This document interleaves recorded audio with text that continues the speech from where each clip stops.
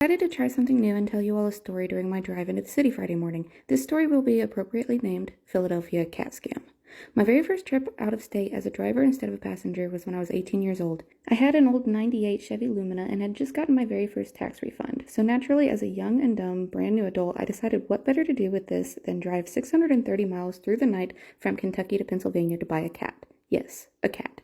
Here's 3 things I didn't know. 1. Bingo cats cost more than $600. 2. People actually scam people on Craigslist for cats.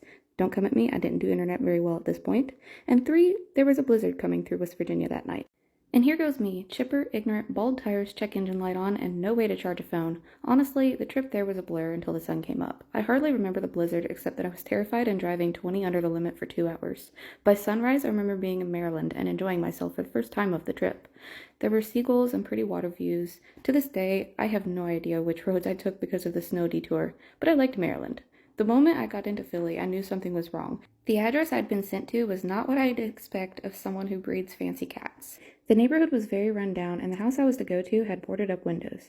Again, not my smartest moment, I decided to ask the neighbors who were standing outside if they knew of breeders in the area. I believe his exact words were, "Baby girl, you been scammed. Ain't nobody affording fancy cats here."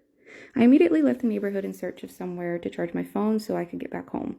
I spent about an hour in a gas station on the floor letting it charge and studying the maps. This was my first experience following interstate signs to get all the way back to Kentucky. I'm honestly grateful for that now, considering my profession. It was terrifying at the time, but this trip taught me many things. It also introduced me to my love for spontaneous adventure, yet another thing leading to my love for my job.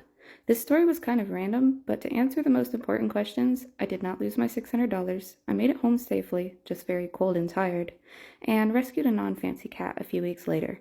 Let me know if you want more driving and adventure stories. Bye!